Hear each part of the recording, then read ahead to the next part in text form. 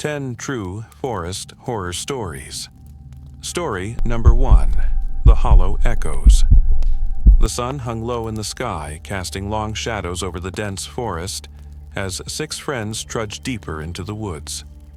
They had come here for adventure, to escape the monotony of their lives, to challenge themselves with the rugged terrain. The map they had followed led them here, an isolated corner of the woods where few had ventured. Most didn't dare. "That way," Jack, the leader, said, pointing ahead toward the narrow trail that curved into the trees. He was always the one pushing them forward, always the one who talked the loudest, even when the rest of them were content to rest and relax. "It's getting dark," Sarah said, her voice tinged with uncertainty.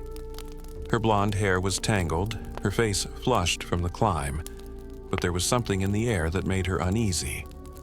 She glanced at the others, Jake, Mike, Amber, Ben, and Dan, but they were too focused on the path ahead to notice her growing discomfort. "Come on, it's just a bit further," Ben said. His smile was wide, though he too looked uneasy, his eyes scanning the trees as if something unseen was moving in the distance. They had heard the rumors, the stories about the hermit who lived out here in the woods, far away from civilization. No one knew exactly who he was or what had happened to him, only that he'd disappeared a few months ago under strange circumstances. Some said he had gone mad, others that something had gotten to him, but no one had dared to find out the truth. Until now. The deeper they went into the forest, the quieter it became. There was no wind, no chirping birds, no rustling leaves, only silence. And then there was the sound, faint at first, like a whisper carried by the wind. But there was no wind. "Did you hear that?" Amber asked, stopping in her tracks. Her wide eyes scanned the darkening woods. "Probably just the wind," Jack said, though his voice lacked conviction. Another whisper, louder this time, came from the direction they were walking. It sounded like a voice, though it was distorted, as if it was coming from miles away, yet strangely close at the same time. They all froze. "Okay, that's not the wind," Jake said, his voice low. "What the hell is that?" "I don't know," Sarah whispered. "Maybe it's someone else out here? Someone who knows the area?" "I don't think so," Ben said, his usual bravado gone. He turned back, scanning the forest as though waiting for something to jump out from the shadows. But there was nothing. Nothing but trees. The whisper came again, but this time it was louder, clearer. It wasn't a voice, they realized with a chill. It was more like an echo, a hollow sound bouncing off the trees. Ben shook his head. "Let's keep going," he said. But even as he spoke, his feet were starting to slow. There was something in the air, a weight, something that made the forest feel wrong. They pushed forward, but now the atmosphere felt different. The forest was alive, but not in the way it should be. It felt like it was watching them, like it was holding its breath. Then, as they rounded a bend in the trail, they saw it. A shack.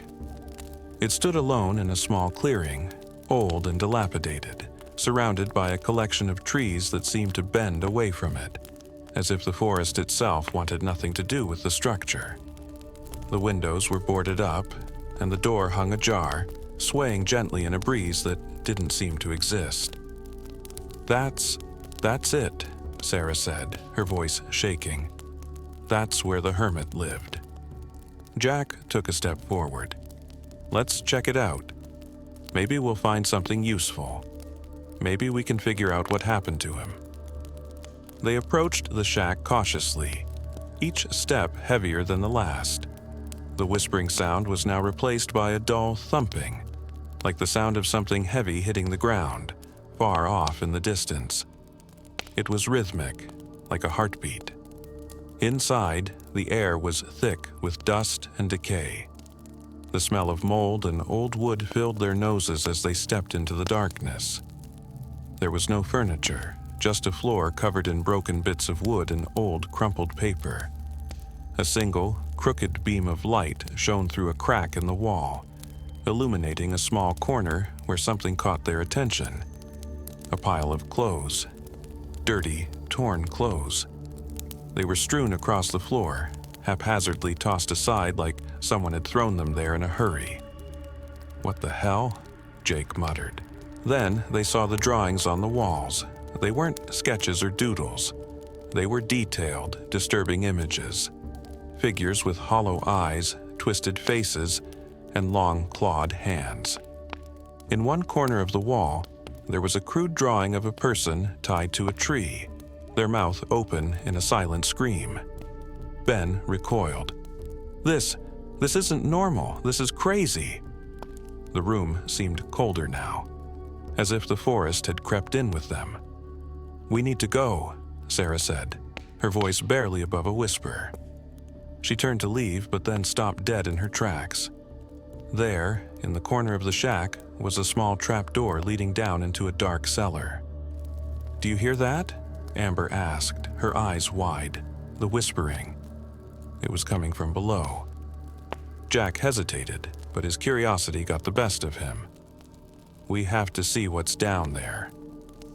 One by one, they descended into the darkness, the air growing colder with each step. When they reached the bottom, their flashlights flickered, illuminating the walls covered in the same strange, disturbing drawings. But it wasn't the drawings that froze them in place. It was the shape in the center of the room. A body, or what was left of it.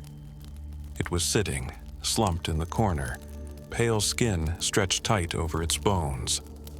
Its eyes were wide open, unblinking, and staring at them. And its mouth, it was stretched unnaturally wide, as though it had been forced open. But there was no sound, no scream. The body was still. But something else wasn't. The whispering. It was closer now, right behind them. "Run!" Jack shouted. But it was too late. The forest wasn't just alive, it was waiting. Waiting for them to make a sound. To break the silence. The hollow echoes would never stop. Not until they were gone. Story number 2. The Night Walker. Jonah had always thought of himself as a man who knew his way around the woods. Years of hiking, camping, and surviving in the wild had built his confidence. But as the fog began to settle around him in thick, suffocating layers, he started to doubt that certainty. The forest felt different now, unfamiliar, even though he'd walked these paths a dozen times before. He checked his map again, but the lines seemed to blur under the mist. His boots squelched in the mud as he pressed on, his breath quickening. It wasn't supposed to be like this. He had planned a simple trek through the forest for a weekend getaway. The thick fog had rolled in earlier in the day, but he thought little of it. Now, as the daylight quickly faded, he realized how isolated he was, how wrong it had all gone. The trees were more like towering figures than nature. Their twisted limbs reached out like hands trying to grab him, pulling him further into the heart of the forest. He wasn't sure how long he had been walking, but the sun was nearly gone, replaced by an oppressive darkness that settled over the forest like a weight. And then he saw it.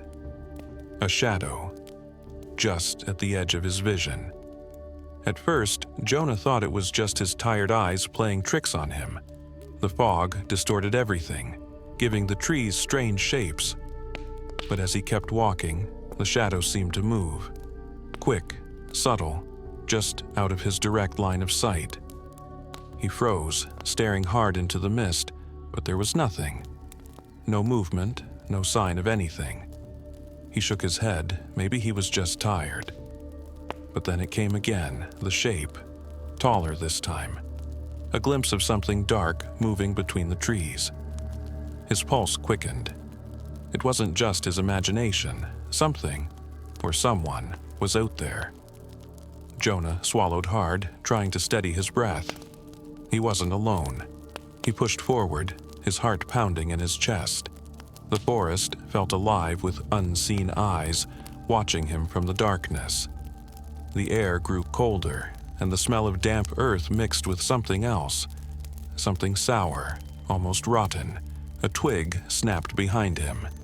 He spun around, but again there was nothing. No figure, no person. Just the fog and the quiet hum of the forest. Jonah turned back and kept walking, his pace quickening, his mind racing. He needed to get out of here. He needed to find the trail, the path, the road, anything. But the fog pressed in closer now, heavier than before. It was as if the forest itself didn't want him to leave. Then, again, the shadow, just beyond his line of sight. Jonah's stomach twisted. It wasn't possible. He couldn't be seeing it. He couldn't be this far gone, could he? He moved faster, his legs aching, his breath shallow. He had to keep moving. But the figure was there again, just a blur at the edge of his vision. It moved with him, always just out of reach. Jonah stopped. His heart slammed in his chest. He stood still in the quiet, waiting, listening. He could hear the rustling in the leaves, the sound of footsteps. Soft, almost too soft to catch, but there. Always there. The shadow grew clearer now, darker, more defined. It was human-shaped, but something was off. Its form didn't belong. Its movements were jerky, unnatural, like it was glitching in and out of reality. It was following him. Jonah's mind raced. It had to be some kind of trick, his eyes, the fog, his exhaustion. But as the shadow took another step toward him, the ground beneath his feet seemed to grow cold, and the air grew thin. He couldn't keep running. He couldn't keep pretending it wasn't real. He turned. There, standing at the edge of the trees, was the figure.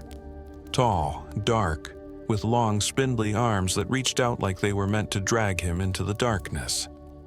Its face was hidden beneath a hood, or perhaps just shadow, but Jonah could feel its eyes. Cold, empty eyes watching him. Jonah's breath caught in his throat. His legs felt heavy, like he was wading through water. The shadow didn't move closer, but its presence was overwhelming, suffocating. "What do you want?" Jonah called, his voice trembling in the thick silence. The figure didn't answer. It just stood there, staring.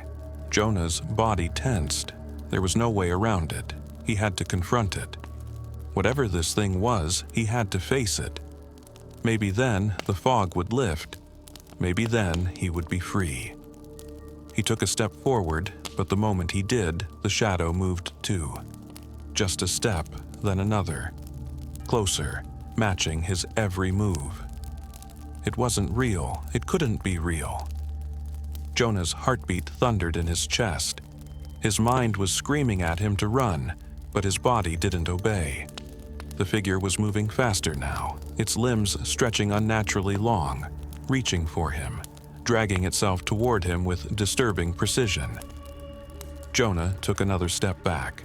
The shadow took one too. He realized then, horrified, that it wasn't just following him. It was him. It was everything Jonah had been running from. It was his fear, his guilt, his dark thoughts. It had always been there, lurking at the edges of his mind, and now it had found him. Jonah turned and ran, his legs pumping as fast as they could. But no matter how fast he ran, the shadow was always there, always just behind him. No matter where he went, it was waiting, always waiting. The last thing Jonah heard was the soft, hollow whisper of his own name, carried by the wind. And then there was only silence. The night walker was still out there. Story number 3, The Last Campsite. The woods had always been a place of peace for the Owens family. For years, they had spent weekends camping in national parks, escaping the noise of the city and the pressures of daily life. This year, they decided to try something different, something more remote. a secluded area in the farthest reaches of the park. The map showed few trails, few visitors. Perfect for a family looking to disconnect. "Feels like we're the only ones here," Sarah Owens said, as she unpacked the camping gear, the setting sun casting long shadows across the forest floor. The trees towered around them, ancient and unmoving. The air was fresh, thick with the smell of pine and earth. Her husband, Mike, smiled as he set up the tent. "That's the idea. No distractions, just us in the woods." Their two kids, Rachel and Ben, ran around, gathering firewood and laughing as they explored the area. Rachel, the youngest, was a quiet child, often lost in her own thoughts. Ben, at 12, was more outgoing, always talking, always moving. As night fell, the forest took on a new character.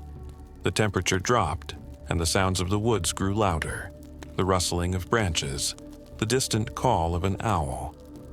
The family gathered around the fire, the crackling flames casting flickering shadows across their faces. Rachel was quiet, sitting a little away from the fire. She kept her gaze fixed on the tree line. "Is everything okay, sweetie?" Sarah asked, noticing her daughter's faraway look. Rachel nodded, but didn't say anything. Mike, catching her expression, ruffled her hair. "You okay, kiddo? You're acting a little strange tonight." Rachel looked up, her eyes wide and serious. "There's a man," she whispered. Mike and Sarah exchanged a confused look. "What do you mean, honey?" Sarah asked gently. "Out there," Rachel said, pointing toward the dark edge of the woods. "He's standing by the trees, watching us." Mike chuckled nervously. "Sweetheart, you're imagining things. It's just the dark playing tricks on you." Ben laughed too. "Yeah, Rachel, you probably just saw a squirrel or something." But Rachel wasn't laughing. She wasn't even looking at them anymore.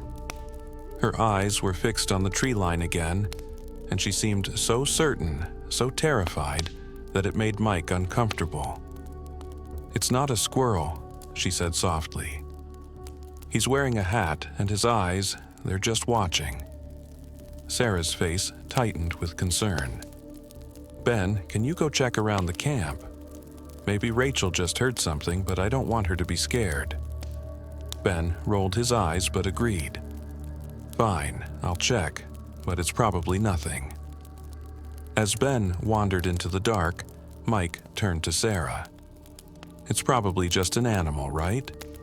"Yeah," Sarah said, but her voice lacked conviction. She looked out into the dark woods. But there's something about the way she said it. They sat in silence for a while, the fire crackling between them, until Ben returned. He was pale, his eyes wide. "Did you see anything?" Mike asked, trying to keep his voice steady. Ben shook his head. "No, but I don't like it. It's too quiet out there, too still." The tension was thick in the air as they finished their dinner. Rachel remained quiet, her gaze fixed on the trees, her face pale. Finally, the family retired to their tents, but no one slept well that night. The next morning, things had already started to feel off. Mike woke up early, as usual, to start coffee, and noticed something strange. The area around their campsite, which had been clear of any footprints or signs of wildlife the night before, was now disturbed. Large, uneven tracks circled their tents, as if something had walked around them while they slept. "Mike, look at this," Sarah called from the tent.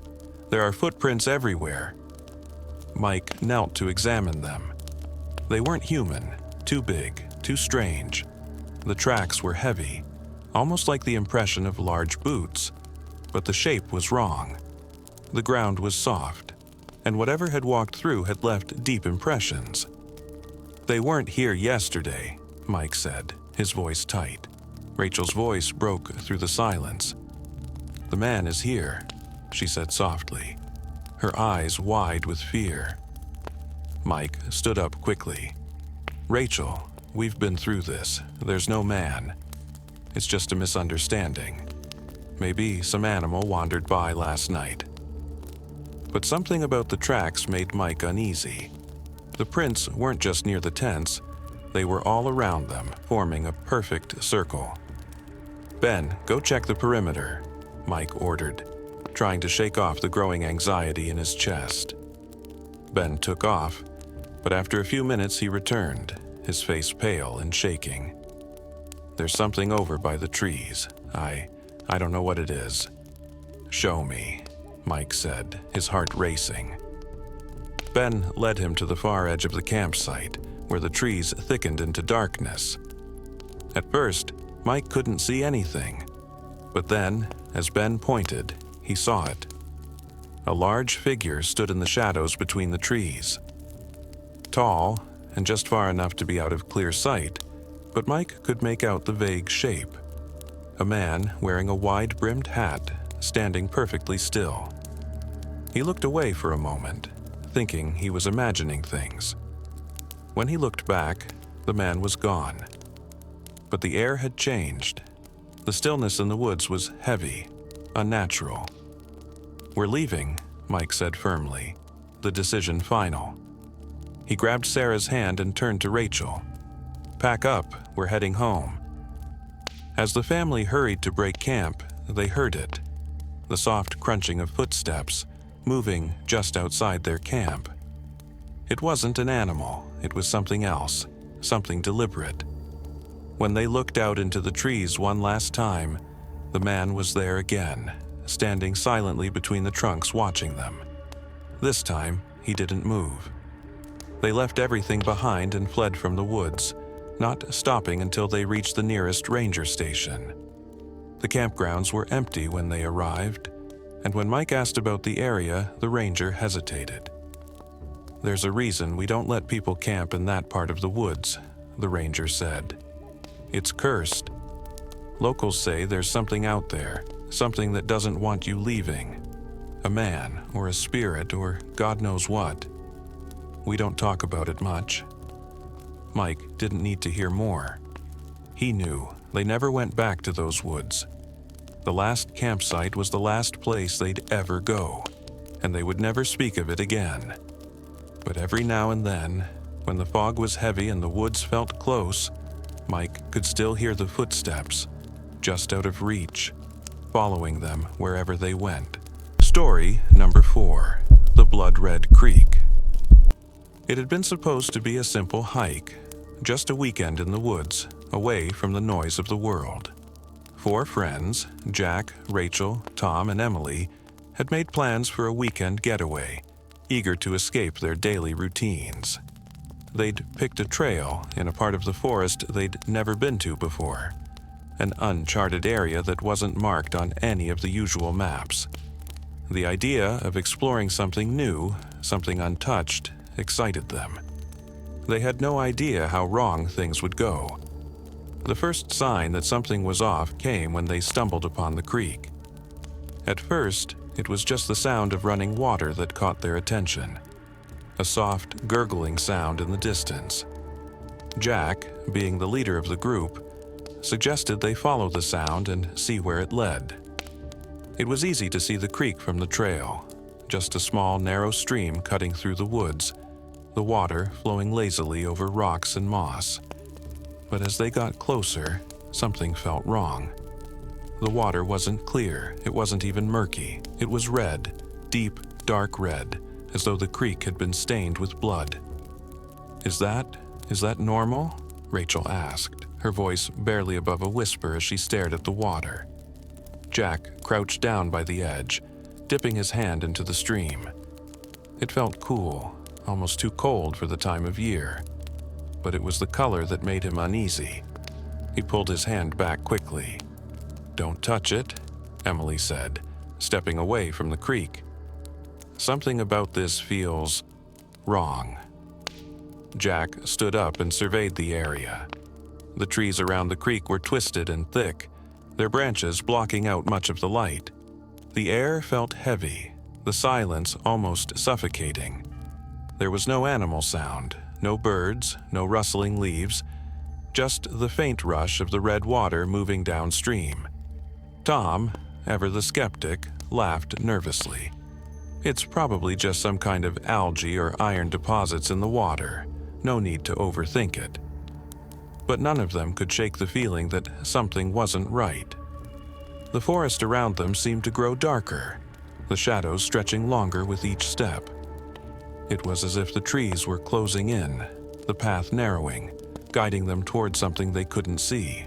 They continued walking along the creek, their steps cautious now, the weight of the silence pressing in on them. After what felt like an eternity, they came upon something else. A campsite. Abandoned, but clearly recent. There were half-burned logs in the fire pit, and discarded gear scattered around the site. A tent was torn open, its fabric shredded as though something had ripped it apart. A backpack lay abandoned, its contents spilling out across the ground. Jack kneeled beside the backpack, rifling through it. The items were strange. Nothing too personal, but odd.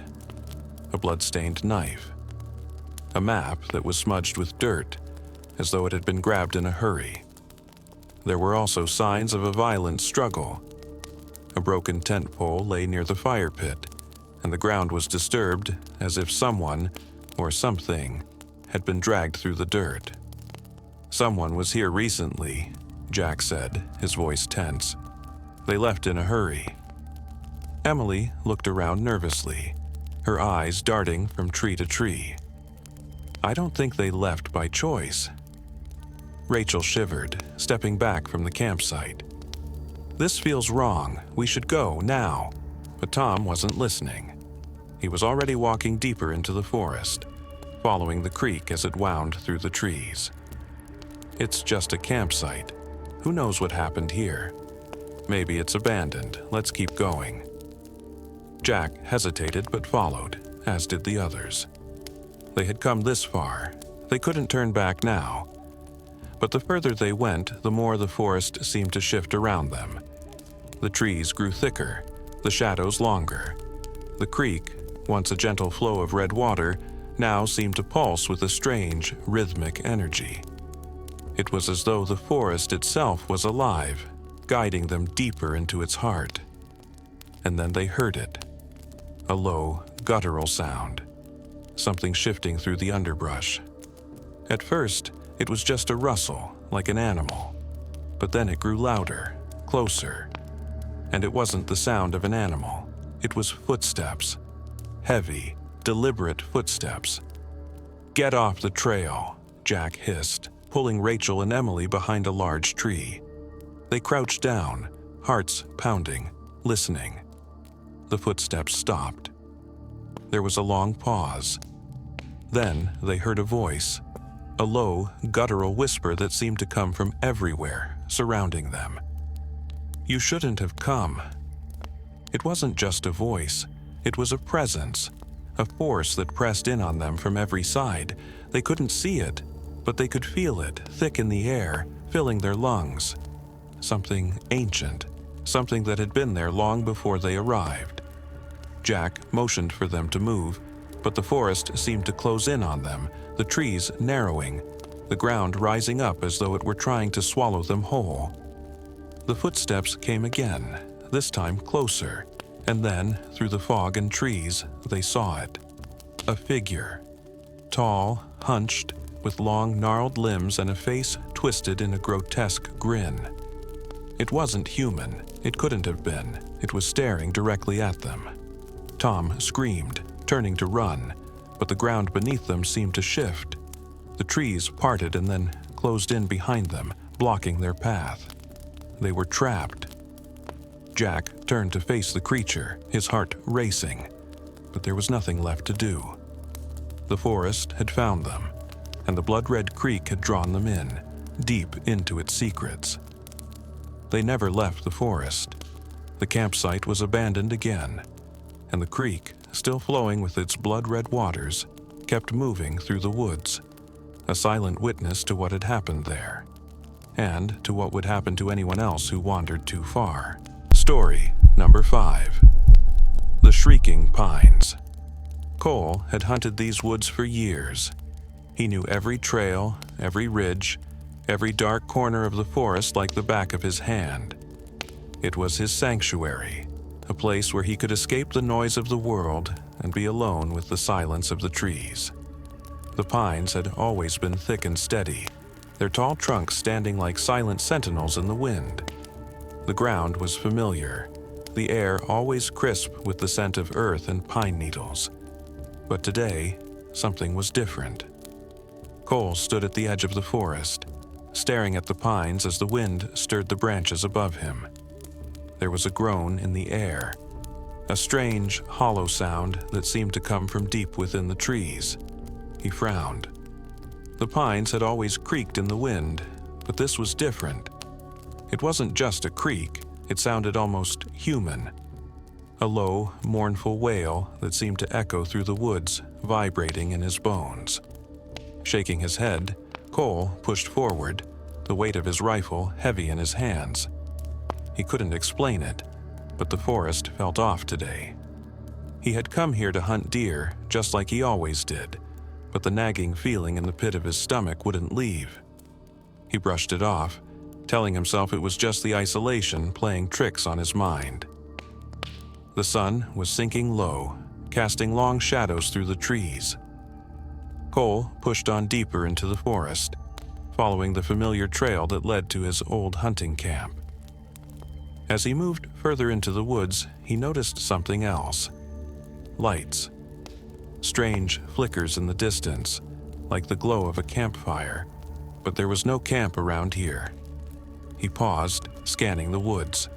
The light seemed to pulse, steady at first, then flickering in and out, like something was struggling to stay alight. His instincts told him to turn back. This wasn't right, but his curiosity got the best of him. Cole had seen things in these woods, strange things that couldn't be explained, but he had never turned away from them before. Why start now? He moved toward the flickering lights, each step taking him further from the safety of the trail. The light grew brighter as he approached, but the air seemed colder now. The groaning of the trees grew louder, more insistent, like the forest itself was alive, reaching out to warn him. Then he saw them. Bodies. At first, he thought it was a group of hunters, maybe a lost party. But as he stepped closer, he froze. The bodies were sprawled across the ground, their faces frozen in terror. Their eyes were wide open, unblinking, staring at nothing. Their mouths were wide, locked in perpetual screams, as if they had seen something that had terrified them to the core. Cole could feel his breath catch in his chest as he knelt beside one of them, examining the twisted, lifeless form. The clothes were old, stained with dirt and blood. These men had been here for a long time, years at least. He stood up quickly, his heart pounding in his chest. This wasn't right. These men weren't just lost.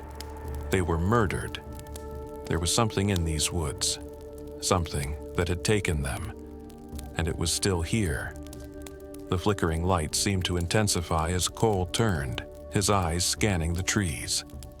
The groan of the pines was louder now, filling the air with an unnatural hum.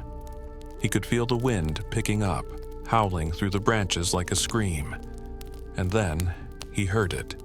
A low, raspy whisper carried on the wind. "Get out." Cole's pulse quickened. He spun around but saw nothing. The woods were still, the lights now gone. His breath came in short, shallow gasps as he reached for his rifle, but his hands were shaking. He wasn't sure if it was the cold or something else.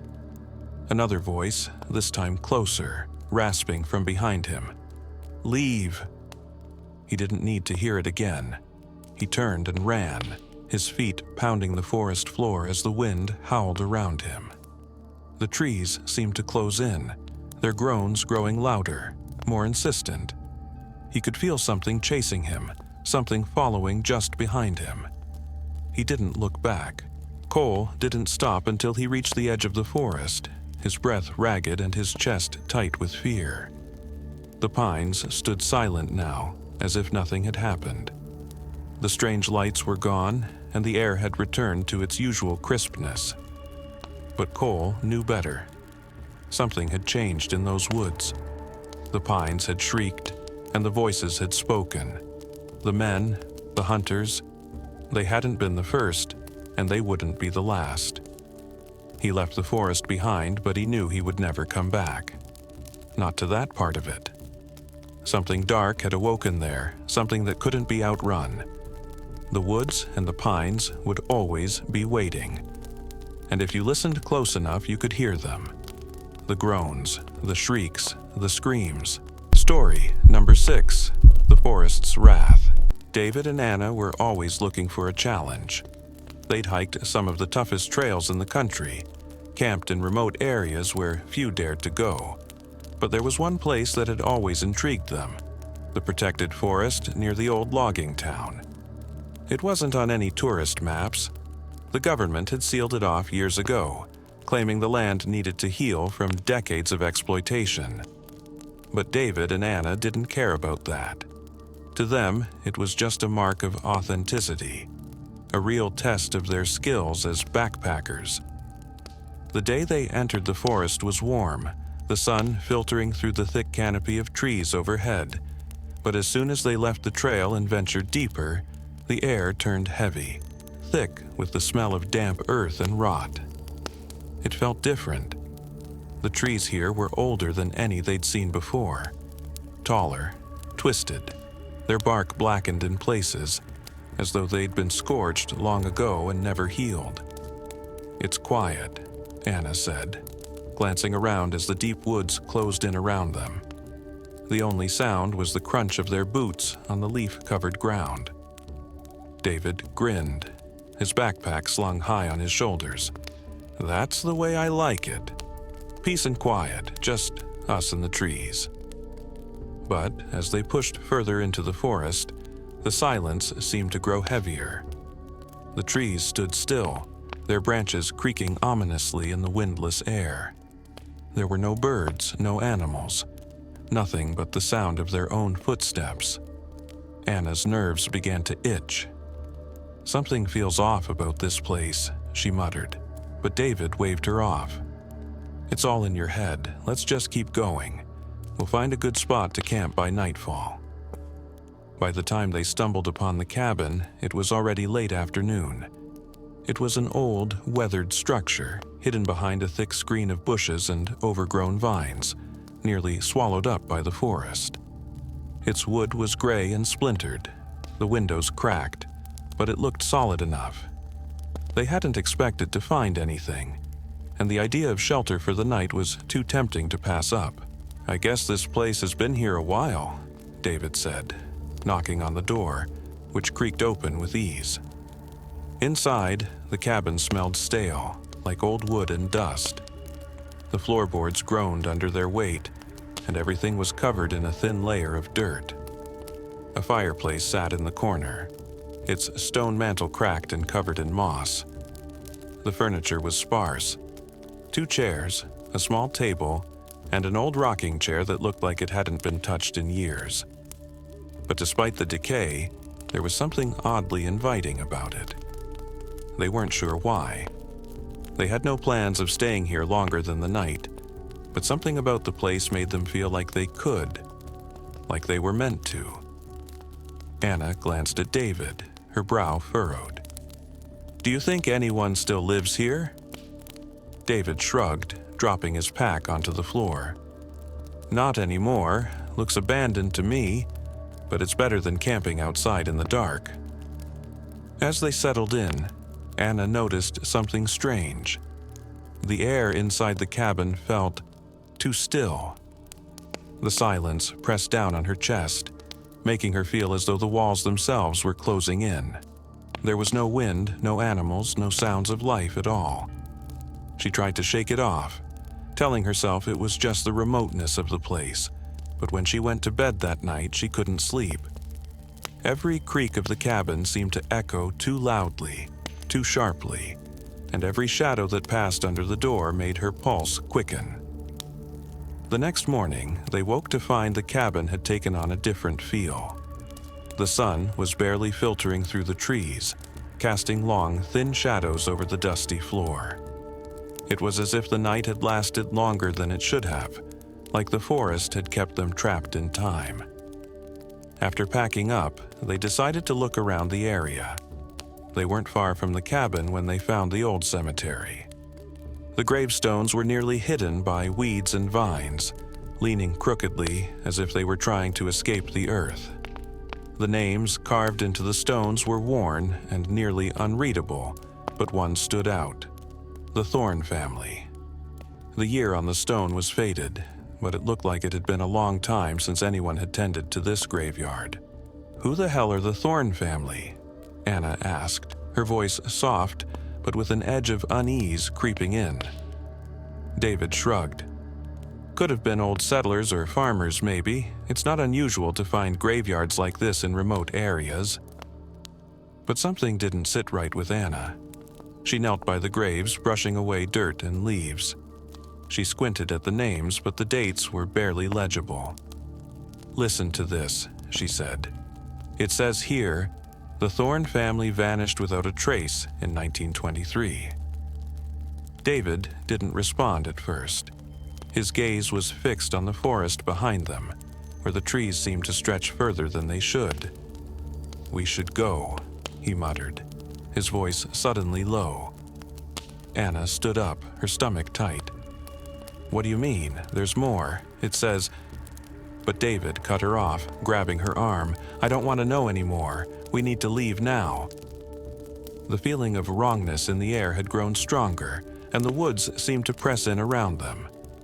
The ground felt unstable, the earth beneath their feet shifting. As they turned to head back toward the cabin, they noticed something else. The trees around them had changed. Where the path had been clear when they arrived, now it was overgrown, as if the forest had suddenly grown thicker overnight, its roots tangling into the dirt. They tried to retrace their steps, but every turn seemed to bring them deeper into the woods. The trees, the forest. It was like it didn't want them to leave. The trail had disappeared entirely, leaving nothing but an endless sea of trees. The silence was deafening, the same unnatural stillness that had surrounded them in the cabin. Panic set in. "David, what the hell is going on?" Anna gasped, her breath shallow as they stumbled forward, unsure where they were going. "We're lost," David said. "We're not getting out." The forest, it seemed, had claimed them.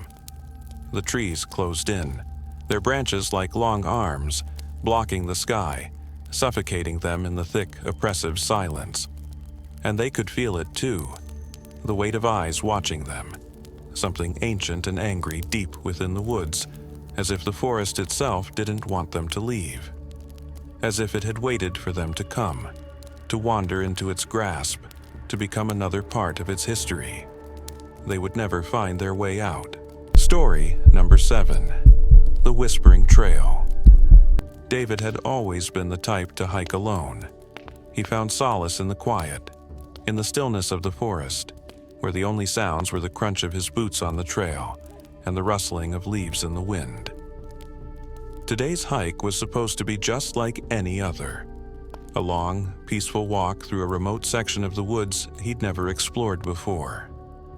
He'd been to this part of the forest many times, but today the air felt heavier, the trees seemed taller, and the trail felt oddly unfamiliar, even though it was clearly marked. The trail was narrow, winding through the trees like a forgotten path, the sunlight barely touching the ground through the dense canopy above. As David walked, he couldn't shake the feeling that something was wrong, like he was being watched. But he pushed it aside, chalking it up to his own nerves. He had come here for peace, after all. The first whisper came just as he reached a bend in the trail. It was soft, almost like the wind. At first, David didn't notice. It was a faint sound, like a breath on the back of his neck. something barely audible beneath the crunch of his boots. But then it came again, clearer this time. His name. David. He froze. His heart skipped a beat, but he told himself it was the wind. It had to be the wind. There were no other hikers on this trail, no one for miles. The thought of someone else being out here, calling his name, was absurd. He kept walking, but the whispers followed him, growing louder with each step. The words were too clear now, too real. David, come closer. David's pulse quickened. He glanced around, but the trees were silent, unmoving. He was alone. There was no one here. But the voices kept coming, each one more insistent, more pleading. David, come to us. He stopped in his tracks, his breath shallow. He was no longer sure if it was his mind playing tricks on him or if something was out there, something that wanted him to follow it. His hands were cold, his palms sweaty against the grip of his walking stick. The whispers were close now, almost like they were right behind him. He shook his head and forced himself to continue. This was just his imagination. The trail was familiar, even though the voices seemed to pull him off it. He glanced at his map, but there was no way he could have wandered so far off course. The trail was supposed to stay straight ahead, but the whispers were louder now. David. He turned around sharply, expecting to see someone standing just behind him, but the woods were empty, still, silent. The path seemed to be shifting, twisting in ways he couldn't explain. What had once been a straight trail now veered off into darker, deeper woods, as if the trees themselves were pushing him down this new, hidden route. David, come. He couldn't ignore it anymore. The voices were no longer a whisper. They were commanding, as if they knew him, calling him by name like an old friend. He didn't want to go. He wanted to turn back, but his legs moved on their own, pulled toward the sound. He followed the whispers. The woods grew thicker, darker. The trees closed in around him as if the forest were swallowing him whole. The trail was barely visible now, overgrown with brambles and vines. The deeper he went, the more the voices grew, until they seemed to echo in his head, drowning out everything else. David, you're almost here. Then, as if in response to the whispers, the ground shifted beneath his feet. He stumbled and fell forward, his hands catching himself just before hitting the ground. When he looked up, he found himself in a small clearing. The air was thick with the scent of decay, and in the center of the clearing there was something he didn't expect to see, a burial ground. The gravestones were old, cracked, and leaning. Some were barely visible under layers of moss and dirt, while others were broken, the names worn away by time. But what struck David the most was the overwhelming sense of wrongness. These graves shouldn't be here. They weren't on any map. They weren't supposed to exist. The whispers were louder now, almost a chant. David. He looked around, trying to make sense of what he was seeing. This place. It wasn't on any trail. This burial ground had been hidden, buried beneath the earth for a reason. And those who had been buried here, they hadn't been at peace. The ground beneath his feet felt alive, as if something was shifting, waiting for him to do something. Suddenly, he felt a cold chill brush against his neck, and the hairs on his arms stood up. His breath caught in his throat. He wasn't alone. He could feel it, the weight of unseen eyes watching him from the shadows, waiting. The whispers came again, clearer now, no longer a voice from the wind, but a voice from deep in the earth. David, join us. David's heart pounded in his chest. His legs trembled beneath him as he took a step back, but the ground seemed to shift beneath his feet, pulling him closer to the graves. The trees bent inward, and the forest seemed to close off every exit, trapping him in this cursed place. He tried to turn and run, but his feet were frozen. his legs rooted to the ground. The voices were everywhere now, all around him, calling his name, demanding that he stay. He looked down at the graves again, his eyes wide in horror, as the shadows around him seemed to stretch and reach for him, like cold hands from the earth itself. David was no longer on the trail. The forest had claimed him. Story number 8, The Scent of Death. Lena had always enjoyed the solitude of the woods. It was why she had chosen to go on a solo camping trip in the first place, away from the noise of the city, the constant hum of modern life. She had set up her tent near a small, isolated lake in a remote part of the forest, a place she had hiked to before with friends, but never alone. The forest felt peaceful, almost welcoming, but there was a slight chill in the air that made her uneasy. Still, she told herself it was nothing to worry about. It was just nature. The first day passed quietly. She spent the afternoon hiking the trails, her boots crunching softly on the pine needles, and returned to her campsite just as the sun began to dip behind the trees. She built a fire, cooked some food, and settled in for a quiet night under the stars. But then, just as the night settled into darkness, something caught her attention. At first, it was just a faint smell, a sour stench that hung in the air like something rotting. She glanced around, thinking it might be an animal carcass nearby, something left behind by a predator. She had smelled it before on hikes, decomposing bodies of small animals, nature's cycle. But as the night grew colder, the smell grew stronger, more putrid, until it lingered in her nose like the reek of death itself. Lena fidgeted, trying to ignore it.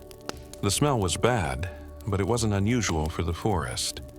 Maybe it was a carcass hidden in the brush, or the scent of old, decaying leaves. She was used to it. She told herself to relax, but the odor clung to her, seeping into her clothes and hair, making her stomach churn. As the night stretched on, Lena crawled into her tent, zipping herself inside. She pulled the sleeping bag close and closed her eyes, hoping to drown out the smell. But then, something else started to bother her. A noise, soft at first, almost imperceptible. The sound of something shifting in the underbrush, moving around her campsite. Her heart skipped a beat. Maybe it was an animal, a deer or a raccoon, foraging for food. But no, this was different.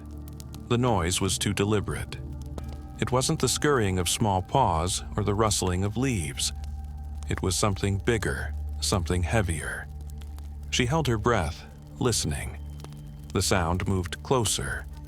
A cold sweat broke out on Lena's forehead as she strained her ears in the dark. The forest was eerily quiet now, the usual rustling of leaves and the sounds of nocturnal creatures gone. It was like everything had stopped, and all that remained was the foul odor and the creeping presence she couldn't see. Then, she heard it. A soft, dragging sound, like something heavy being dragged across the ground. It was just outside her tent. Lena's breath caught in her throat. She wasn't alone. The realization hit her like a slap, and her body went rigid. She tried to convince herself it was just her imagination, the wind playing tricks on her.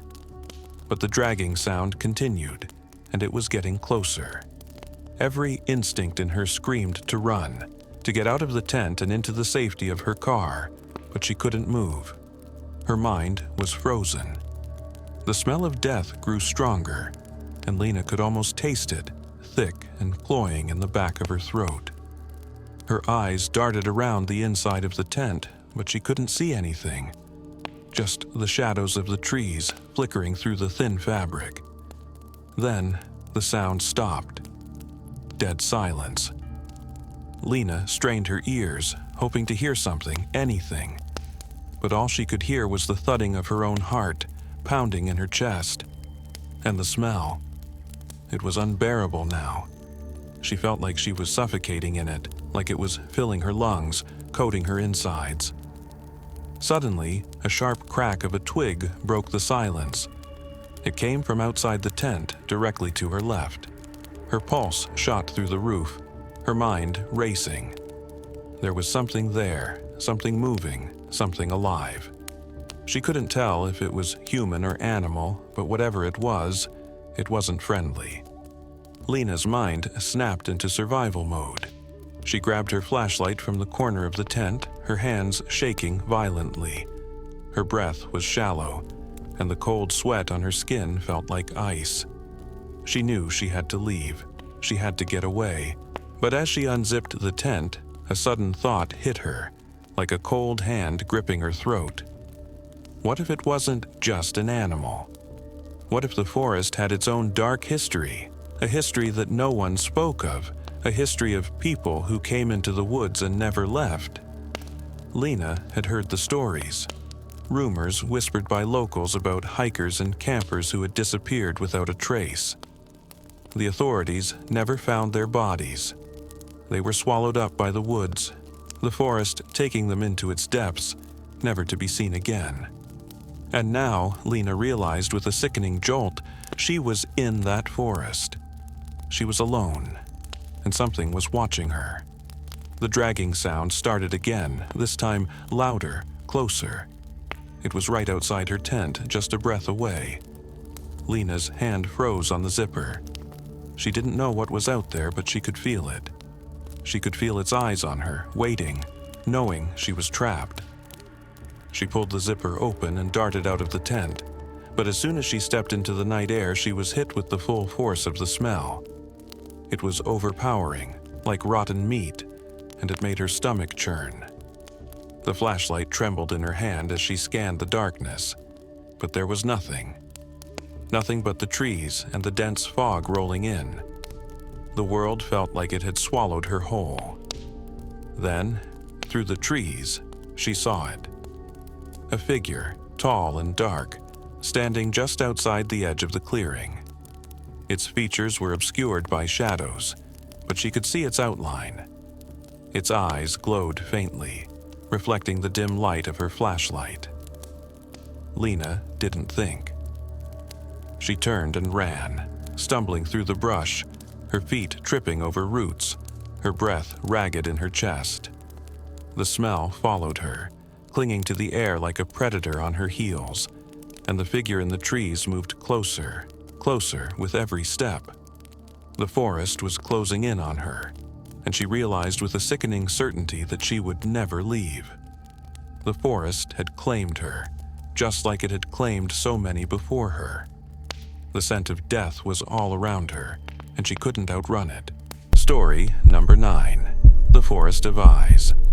Jess and Mark had been looking forward to this weekend for months. They needed to get away, just the two of them. The noise of the city, the rush of everyday life, it was all starting to wear them down. So when they found the secluded cabin in the woods, deep in a remote part of the national park, they jumped at the chance. No distractions, no obligations, just peace and quiet. A chance to reconnect. The cabin was perfect. Small, cozy, with a stone fireplace and a large window that looked out over a dense, mist-covered forest. The air smelled fresh and earthy, like rain and pine. The perfect escape. Jess felt her shoulders relax as soon as they walked through the door. It had everything they needed. A small kitchen, a comfortable bed, and a porch that wrapped around the front of the cabin, with a hammock hanging between two sturdy trees. "Perfect," Mark said, setting down their bags. "I think we're going to like it here." They spent the first evening relaxing, enjoying the quiet, the sound of the wind through the trees, the crackling of the fire in the hearth. But the next morning, the quiet felt different. It was almost too quiet. "I thought we could go for a hike," Mark suggested after breakfast, pulling on his jacket. "There's supposed to be a trail nearby." Jess agreed, eager to stretch her legs after the long drive, and the two of them set off into the woods, following the narrow path that led from the cabin into the forest. The trees stood tall and close together, their trunks thick and gnarled, blocking out much of the sunlight. The forest was silent except for the occasional rustle of leaves underfoot, the soft crunch of their boots against the earth. At first, they didn't think much of it. A bird here, a squirrel there, a faint rustling in the trees above. It was all normal, the sounds of the woods, the sounds of nature. But then Jess felt something. A sensation creeping up her spine, a prickling feeling on the back of her neck. She paused, looking around, but saw nothing unusual. "You okay?" Mark asked, noticing her hesitation. "Yeah," she said, shaking her head. "Just a weird feeling, I guess." They kept walking, but as they moved deeper into the forest, Jess couldn't shake the feeling that something was watching them. At first, it was just a fleeting glimpse, a flash of movement in the corner of her eye. It could have been a shadow, a trick of the light, she told herself. But as they continued, the feeling grew stronger. Mark, too, seemed unsettled. "I swear, I keep seeing something moving in the trees," he said, his voice low, "like eyes watching us." Jess laughed nervously, trying to brush it off. "It's just the forest. There's nothing out there." But deep down, she felt it too. It was subtle at first, a glint in the shadows, the shape of something watching from behind the trees. Every time they looked around, there was something different. And then it started. Eyes. Too many eyes. At first, they were just little glints in the dark, reflections of light off something hidden in the forest. But as they walked further, they started to see them more clearly. Small, glowing eyes, scattered around the trees, peeking out from behind the trunks, watching them. They were everywhere, blinking in and out of sight as they moved. Jess tried to ignore them at first. She told herself it was just animals, maybe deer or owls, just the forest being its usual mysterious self. But then the eyes began to move. They didn't just flicker in the dark. They shifted with them, turning to follow their every step, always out of reach, always just behind the trees. Jess's heart began to race. "Mark, do you see that?" she whispered, her voice trembling. "The eyes, they're following us." Mark's face went pale as he looked around, his breathing quickening. "What the hell is that?" he muttered, backing away slowly, but the eyes didn't stop. They were closer now, more numerous, and the forest seemed to be alive with them. Countless pairs of eyes blinking, opening wider, staring from the darkness. "They're not animals," Jess said, her voice shaking. They're something else. We need to get back to the cabin, now." But it was too late. The trees around them seemed to shift, as though the forest itself was closing in. The path they had been following was no longer visible, the familiar trail swallowed up by the undergrowth. They were lost. The eyes were everywhere now, too many to count, too many to ignore. They could feel the weight of them, pressing in on them from all sides. "We're not alone," Mark said, his voice tight with fear. Jess grabbed his arm. "We need to move. We need to find the way back." They ran, but the trees seemed to stretch out in every direction, the path no longer making sense, twisting and turning in ways that defied logic. The eyes followed them, always just beyond the reach of the flashlight, blinking from the shadows, their gaze never wavering. Suddenly, they stopped. The forest fell silent. The eyes, the shadows, everything was still. Jess's breath came in shallow gasps as she looked around. The trees, the forest. It was all wrong. The eyes weren't just watching them now, they were waiting. The forest had grown darker, its branches closing in overhead like a cage. The ground beneath their feet felt unstable, as though the forest itself was shifting beneath them, pushing them deeper into its grasp. And then, a voice. Low, raspy, carried on the wind. "You should not have come." Jess and Mark froze. The eyes didn't blink. They stared, unblinking, their gaze cold and empty. The voice spoke again, and it wasn't human. It came from all directions surrounding them, a whisper from deep within the forest. The forest is ours. Jess grabbed Mark's hand, her heart pounding, and they turned to run. But the forest didn't let them leave. The trees seemed to close in tighter, the eyes grew more numerous, and the voice grew louder, mocking, as if the very ground beneath them was alive with the power to trap them here forever.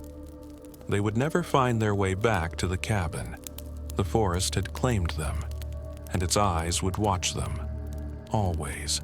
Story number 10. The Ritual Site. The air was heavy with the scent of pine and wet earth as Tyler, Rachel, Sam, and Jill trudged along the narrow hiking trail, their boots crunching through the fallen leaves. They had been planning this trip for months, an escape from their daily lives, a weekend of hiking, camping, and getting away from it all. The forest, thick and dense, had always been a place of peace for them, a place to disconnect and forget about the world. But today felt different. The deeper they went into the woods, the quieter it became. The usual sounds of birds and rustling leaves were absent, replaced by an oppressive silence. As they moved further, the trail began to thin, and soon they found themselves off the beaten path, walking through thick undergrowth and thick shadows, as if the trees themselves were closing in around them. "I don't like this," Rachel said, glancing around nervously. "This place feels wrong." Tyler, always the optimist, shrugged. "It's just the woods. We're fine. Let's keep going. We'll find something cool, I'm sure of it." They continued on, but the sense of unease lingered. The deeper they went, the more they felt like they were being watched. The trees felt too close, the silence too thick. It was like something was waiting, just beyond their sight, lurking in the shadows. And then they found it. In the middle of a small clearing, hidden between the trees, stood a collection of large stones, their surfaces covered in moss and lichen. But what caught their attention were the markings, symbols carved deeply into the stone. Strange, jagged shapes, spirals and lines that twisted together like an ancient language. The stones stood in a rough circle, as if something sacred had once taken place here. Rachel's stomach turned. This doesn't look right. "What is this?" Tyler stepped closer, running his fingers over the symbols, tracing the lines with a kind of fascination. "I don't know, but it's definitely old. This looks like some kind of ritual site, maybe from the settlers or indigenous people." Jill frowned, glancing around. "But it feels wrong, doesn't it? Like we're not supposed to be here." "Come on, don't be so superstitious," Tyler said with a grin, trying to brush off the growing tension. "It's just a bunch of rocks. It's not like we're going to summon anything." But Rachel felt something deeper than unease now. It was as if the air itself had grown thick, as if the very ground beneath her feet was alive, watching them. But Sam, who had been quiet until now, stepped forward. "I think I'm going to touch one of the stones," Sam said, his voice low, almost hypnotic. His hand reached out, fingers trembling as they hovered over one of the symbols. "Wait," Jill said, her voice sharp with warning. "Don't. Something doesn't feel right about this." But Sam didn't listen.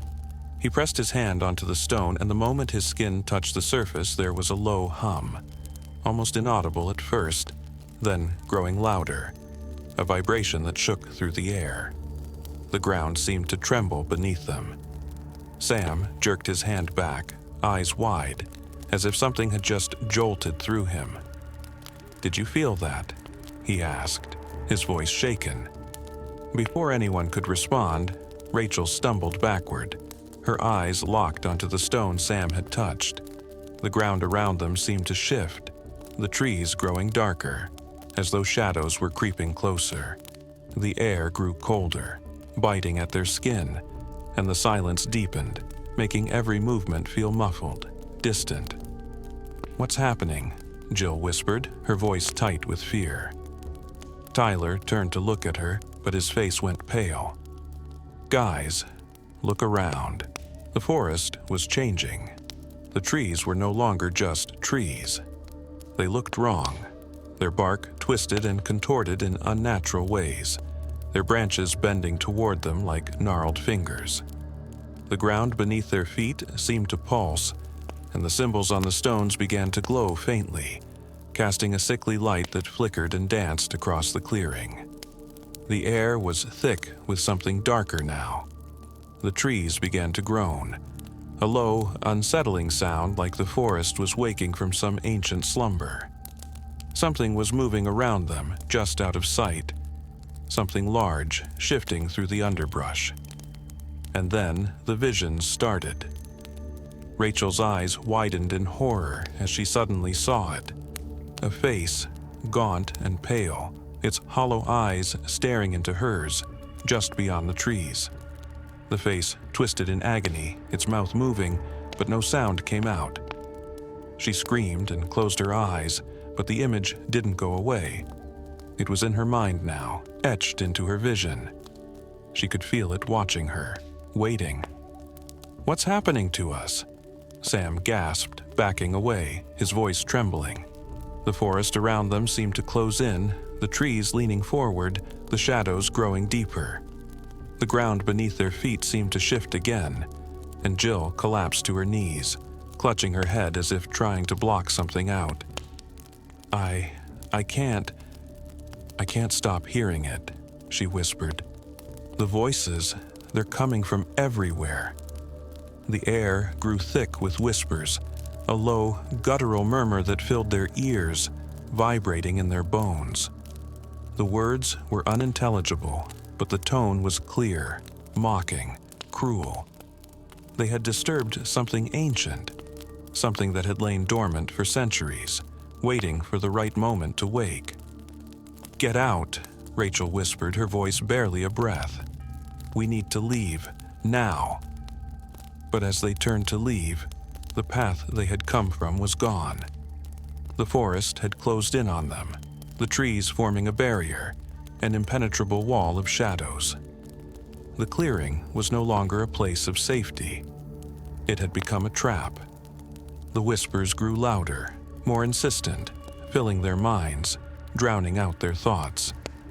The trees around them seemed to move, their roots shifting like serpents beneath the ground, reaching out, pulling them deeper into the forest. And then, in the center of it all, they saw it. A figure, tall and twisted, standing just outside the circle of stones.